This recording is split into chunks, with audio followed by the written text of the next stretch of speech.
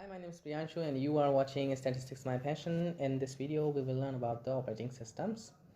सबसे पहले हम डेफिनेशन के बारे में इसको देखते हैं कि क्या होती है डेफिनेशन।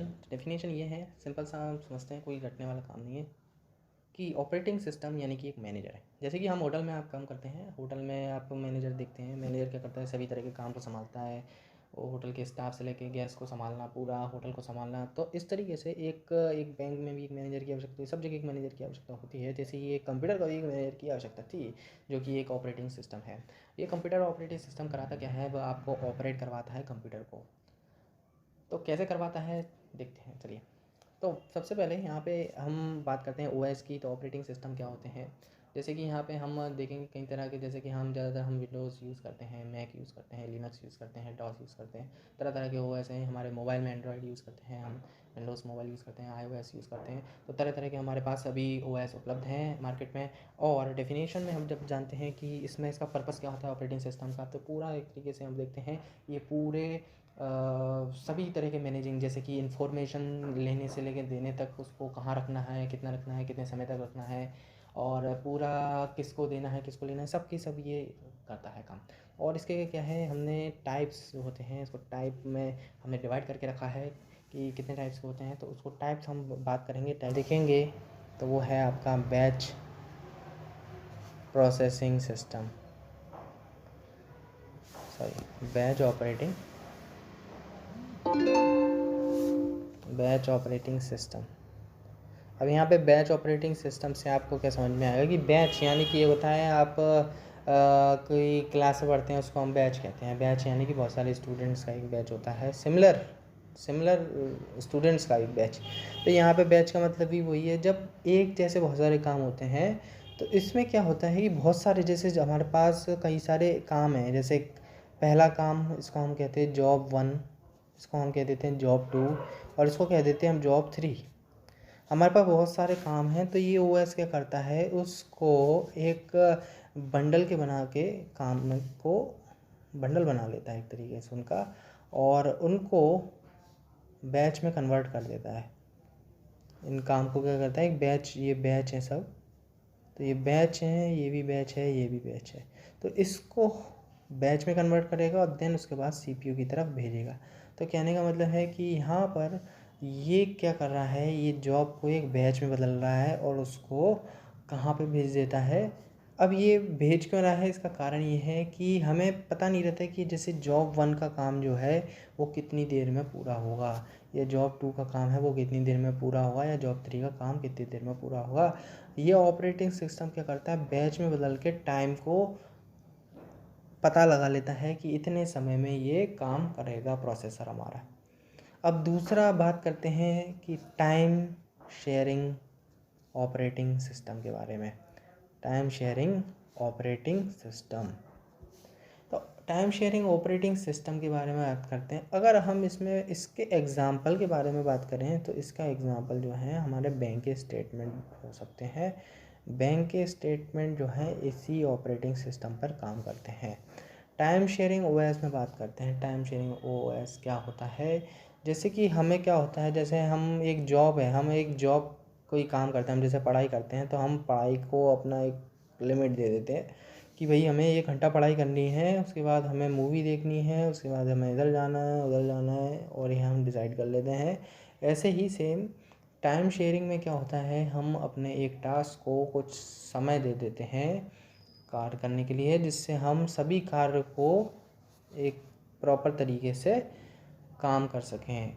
तो इसका काम यही है कि सभी तरह के काम को ये एक समय दे देता है। अब जैसे हम मल्टीटास्किंग काम करते हैं, जैसे कि हमारे एक टैब में वो कुछ खुला है, एक दूसरे टैब में कुछ खुला है, तीसरे टैब में कुछ खुला है, और हम कंप्यूटर में उसको स्विच करते रहते हैं। इधर इधर इधर काम चलता रहता है, इधर कुछ चल रहा है, इधर डाउनलोड चल रही है किसी की, इधर हम वर्ड पे का भी काम कर रहे हैं, इधर हम किसी को फाइल भेज रहे हैं। तो ये काम को हमने बांट दिया है, तो मल्टीटास्किंग हम काम कर रहे हैं। तो इस तरीके से टाइम शेयरिंग ओएस हम इसको कहते हैं। अब बात करते हैं कि तीसरे, जिसको हम कहते हैं डिस्ट्रीब्यूटेड डिस्ट्रीब्यूटेड ओएस। तो डिस्ट्रीब्यूटेड ओएस का मतलब क्या होता है, चलिए देखते हैं। डिस्ट्रीब्यूटेड ओएस का मतलब ये है कि अब जैसे कि आपने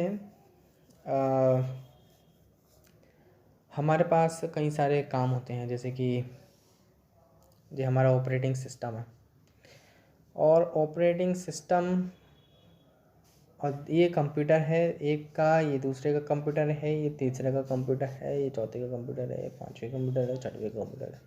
ये आपस में जो है एक ही ओएस का हम यूज़ कर रहे हैं। और ये जो अब करेंगे क्या, जैसे कि मान लीजिए इस आदमी के पास कोई एप्लीकेशन है, इस आदमी के पास भी एप्लीकेशन है, इस आदमी के पास भी एप्लीकेशन है, लेकिन जब क्या होता है, जब हम इसमें से किसी एक का काम फेल हो जाता है, मान लीजिए ये एप्लीकेशन चलना बंद हो गई इसके कंप्यूटर में, तो ये काम रुकता नहीं है, ये काम जो है चलता रहेगा। वो किसका यूज़ कर लेगा, इस वाले व्यक्ति का एप्लीकेशन यूज़ करके क्या करेगा, काम करता रहेगा, उस सॉफ्टवेयर का यूज़ करता रहेगा। तो इस तरीके से ये जो है डिस्ट्रीब्यूटेड हमारा ओएस काम करता है। इसके अलावा बात करते हैं चौथा जो हमारा एक और नेटवर्क है। तो नेटवर्क ऑफ, इसका नाम है network operating system. Network operating system में जैसे कि आप देखेंगे कि हमारे जैसे सभी काम जो कि जैसे कि मैनेज, डाटा का मैनेज करना, सिक्योरिटी से रिलेटेड या फिर एप्लीकेशन से रिलेटेड जितने भी सभी तरह के काम होते हैं वो एक सर्वर के थ्रू होते हैं, और एक या फिर नेटवर्किंग के माध्यम से भी होते हैं। जैसे कि हम कोई ऑनलाइन चीज़ करते हैं तो हम उसमें क्या करते हैं, नेटवर्क का यूज़ करते हैं। और इस सिचुएशन में हमारे पास एक सर्वर होता है, जैसे कि हम बैंक की बात करते हैं या फिर कोई किसी ऐसे सर्वर के बारे में, कि जो मेन सर्वर होता है, और हम यहाँ पे हमारे कंप्यूटर 1, कंप्यूटर 2, कंप्यूटर 3 और कंप्यूटर 4 जो है आपस में एक दूसरे से जुड़े हुए रहते हैं और एक दूसरे को डेटा ट्रांसफ़र करते हैं। अब बात करते हैं अगले नेटवर्क की तरफ, जिसका नाम है RTOS, जिसका नाम है real time operating system. Real time operating system.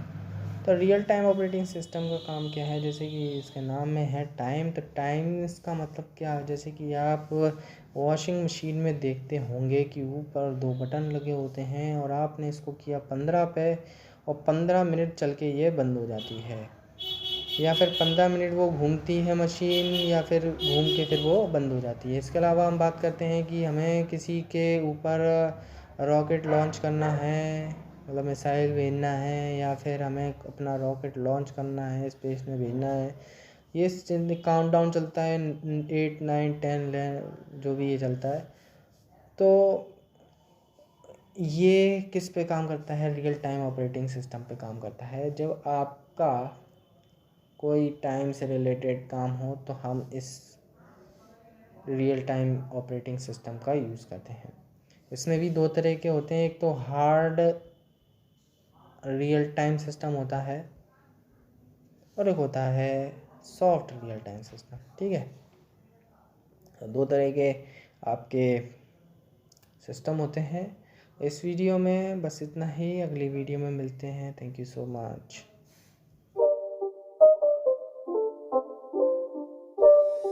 It's not a game, it's a rich thing.